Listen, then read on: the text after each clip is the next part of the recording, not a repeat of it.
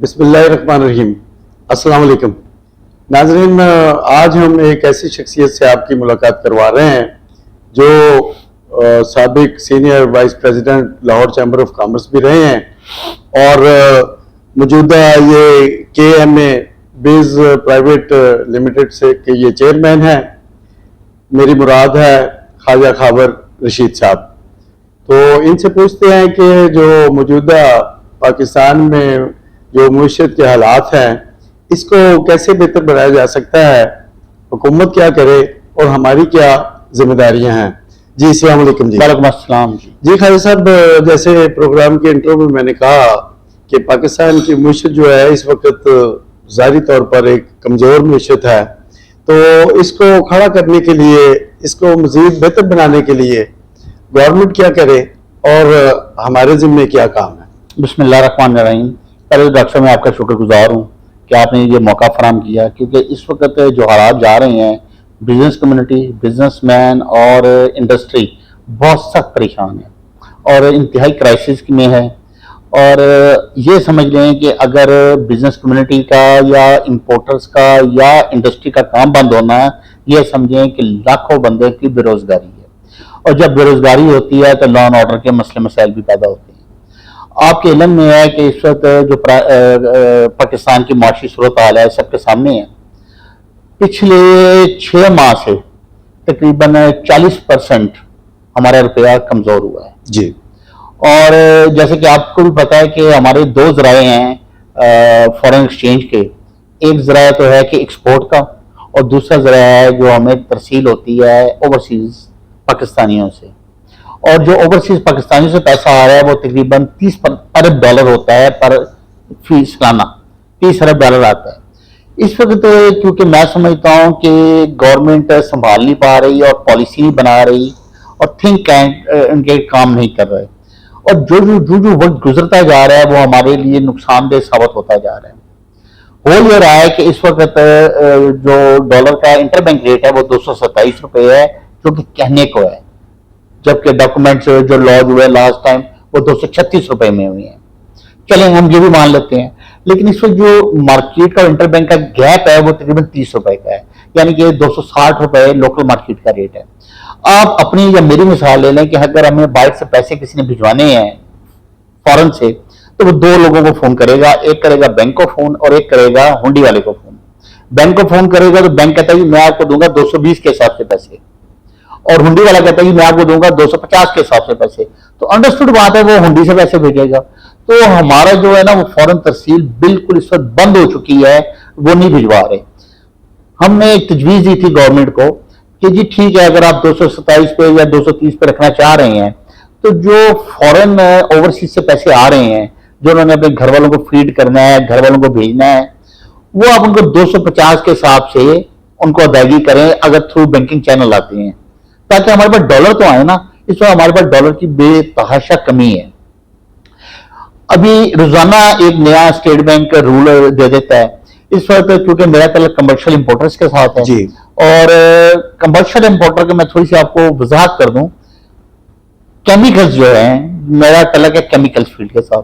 Chemical जो है वो एक ऐसी फील्ड है कि दुनिया की कोई ऐसी इंडस्ट्री नहीं है जिसमें केमिकल का यूज ना हो। ये भी जो चाय पी रहे हैं इसके अंदर भी केमिकल है, ये जो अब शुगर ले रहे हैं इसके अंदर भी केमिकल है, जो अब पानी पीते हैं उसके अंदर भी केमिकल। यानी केमिकल एक ऐसी चीज है जिसके बगैर आपकी इंडस्ट्री नहीं चल सकती, और लाखों करोड़ों लोग उसमें रोजगार भी हासिल कर रहे हैं। इसके साथ एक चेन है पूरी। इन्होंने इंपोर्ट्स बंद कर दी हैं और इससे मुझे समझ नहीं आ रही कि गवर्नमेंट क्यों इस पर बात नहीं सोच रही। इंपोर्ट बंद होने से एक तो आपकी इंडस्ट्री बंद हो जाएगी, बेरोजगारी हो जाएगी, और दूसरा सबसे बड़ा जो नुकसान हो रहा है, जो कि हम इलालानिया कहते हैं कि वो हमारी गवर्नमेंट कंट्रोल नहीं कर पा रही, वो है स्मगलिंग। जब आप इंपोर्ट को टाइट करेंगे तो स्मगलिंग बढ़ जाएगी।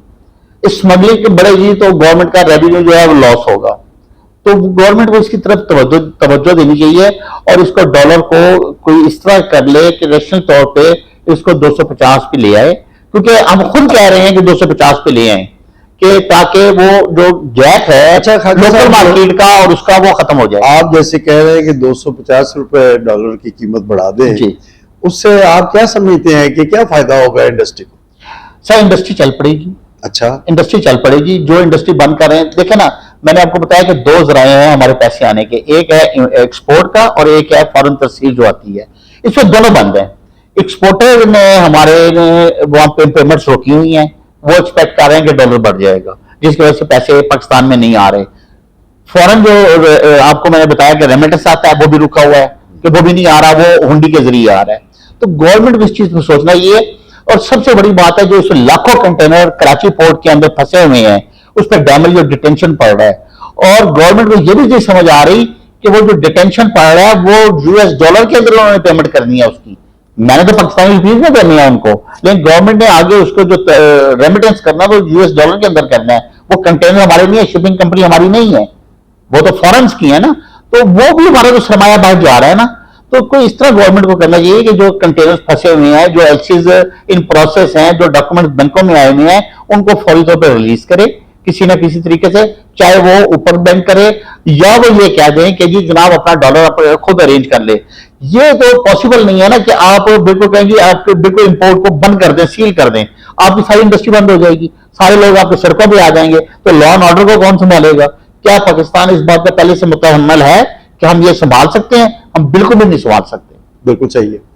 तो ख्वाजा साहब, आपकी बातों से तो यही पता चल रहा है कि जो आप तजवीज़ दे रहे हैं, तो क्या बेहतर नहीं है कि जो थिंक टैंक्स है गवर्नमेंट में बैठे हुए, तो आप लोगों को भी उसी में शामिल कर लिया जाए, तो वहां पर आपकी तजावीज़ ली जाए और इस मामले को बेहतर बना लिया जाए?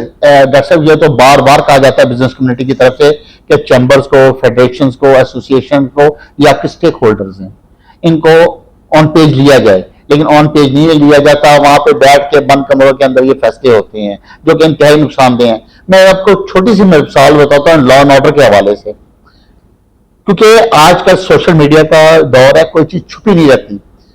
कल की बात है, आपने शायद सुना हो, Meezan bank north Napier road Karachi में एक इंपोर्टर ने इरिटेट होके वहां पे तोड़फोड़ किया बहुत ज्यादा। देखें, मेरा अगर एक रास लगी हुई है और मेरा कंटेनर फंसा हुआ है, उस पर डैमेज पड़ रहा है, डिटेंशन पड़ रहा है, बैंक में डॉक्यूमेंट आए हुए हैं, उस पर मार्कअप पड़ रहा है, तो वो कौन जिम्मेदार है उसका? उसको कौन बेयर करेगा? मैंने बेयर करना है। मुझे लॉस हो रहा है, मेरा कारोबार बंद हो रहा है, मुझे उसकी हेडेक है। तो उसने उस चक्कर में आके वहां पर तोड़फोड़ किया, काफी नुकसान पहुंचा है। सर अल्लाह ना करे ये कल और भी बैंकों में हो सकता है, ये हालात हो सकते हैं। तो इन हालात से बचने के लिए गवर्नमेंट को फौरी तौर पे इस पे कोई ना कोई डिसीजन लेना चाहिए। जो जो हम ये लेट करते जा रहे हैं, हमारे लिए नुकसान होता है, ज़हर कतल है। ये पाकिस्तान के लिए बहुत नुकसानदेह चीज है। हमारी इंटरनेशनल रेपो खराब हो रही है, क्योंकि जिन सप्लायर्स ने हमारे डॉक्यूमेंट बैंकों में भेजे हुए हैं, जो शिपमेंट हो गई हैं, जो पोर्ट्स पे माल पड़े हुए हैं, वो लोग इस वक्त बाय सप्लायर जो है वो इरिटेट हो रहे हैं कि हमारी पेमेंट्स नहीं आ रही। तो वो आपसे नेक्स्ट कैसे काम करेंगे? अगर आपकी वो कहते हैं कि साख खराब हो जाए तो काम बड़ा मुश्किल हो, तो हमारी एक साख खराब हो रही है, हमारी एक रेपो खराब हो रही है। तो गवर्नमेंट को इस पर फिलफुल फौरी अमल करना चाहिए और इसको इमीडिएटली ये काम करना चाहिए। साथ साथ गवर्नमेंट ने कहा कि एक्सपोर्टर्स को, फार्मास्यूटिकल इंडस्ट्री को, ऑयल्स को, फर्टिलाइजर को, 5-7 ऐसी चीजें हैं कि जो नेसेसरीज में आती हैं, इनको हम एलसीज भी खोलेंगे, इनकी इंपोर्ट के डॉक्यूमेंट भी देख देंगे। गवर्नमेंट को यह भी ख्याल करना चाहिए कि ये कर तो रहे हैं, लेकिन इसका मिस यूज ना हो। क्योंकि एक जमाने में यह था कि जी इन्होंने कुछ इंडस्ट्रीज को एग्जेम्पशन दी हुई थी ड्यूटीज की, सेल टैक्स की, तो वो लोग मंगवाते थे और लोकल मार्केट में माल बेचते थे, जिसमें उनको तो टैक्स के रिलीफ था उस इंडस्ट्री को, लेकिन वो लोग कमाई करते थे और वो लोकल मार्केट में माल बेचते थे, जिससे गवर्नमेंट ऑफ पाकिस्तान को हैवी रेवेन्यू का लॉस हुआ और उन्होंने इस पर टैक्सेस लगाए। तो ये वही दौर शुरू ना हो जाए जो उन्होंने पहले किया था, क्या वही दौर शुरू दोबारा ना हो जाए। तो इस चीज को हमें अवॉइड करना चाहिए और हमें ये भी समझिए कि बेरोजगारी को हम बचाएं, क्योंकि हालात पहले से बहुत ज्यादा खराब हो गए हैं। और आपके प्रोसेस से मैं एक पैगाम और भी देना चाह रहा हूं कि एक शोबा जो हमने ना बिल्कुल नजरअंदाज किया हुआ वो है टूरिज्म का। हमारे पास अल्लाह ताला ने बहुत अच्छी जगह दी हुई है, बड़े खूबसूरत जगह हैं, थोड़ी सी डेवलपमेंट चाहिए हमें उसे, और उससे हम हजारों नहीं, लाखों नहीं, करोड़ों डॉलर कमा सकते हैं। तो गवर्नमेंट को उसमें भी तवज्जो देनी चाहिए। और ये इस वक्त पॉलिटिकल अनसर्टन हुई हुई है पोजीशन, तमाम सियासी नुमाइंदों को आपस में बैठना चाहिए पाकिस्तान की खातर, पाकिस्तान के लिए, ना कि अपने लिए, और मिलजुल के इसका हल निकालना चाहिए कि हम क्या करें, ना कि हम एक दूसरे की टांगें घसीटने में लगे रहें। बिल्कुल सही। नाज़रीन, आपने ख्वाजा साहब की गुफ्तगू मुलाजा की, तो हुकूमत से मेरी इल्तमास है कि जैसे ख्वाजा साहब कह रहे हैं कि एक पेज पे तमाम पॉलिटिशियंस को आना चाहिए, टूरिज़म को जो है इसको मज़ीद बेहतर बनाएं ताकि ज़्यादा से ज़्यादा ज़र मुबादला पाकिस्तान में आए, और इनकी जो तजावीज़ हैं वो तब भी उनको अमली जामा पहनाया जा सकता है अगर हुकूमत जो ये चैम्बर ऑफ कॉमर्स के साबिक या मौजूदा जो लोग हैं इनको ऑन बोर्ड इन्हें भी साथ शामिल किया जाए, इनकी तजावीज़ ली जाएं और दरमियानी रास्ता निकाल के तो जो इस वक्त पाकिस्तान में मुआशी जो प्रॉब्लम चल रही है उसको बेहतर बनाया जा सके। जनाब ख्वाजा साहब, आपका बहुत शुक्रिया। थैंक यू जी, बहुत शुक्रिया, बड़ी बात। नाज़रीन, इसके साथ ही हमारे आज के प्रोग्राम का वक्त ख़त्म हुआ। इंशाअल्लाह अगले प्रोग्राम में किसी नई शख्सियत के साथ दोबारा हाजिर होंगे। उस वक्त तक अल्लाह हाफिज़।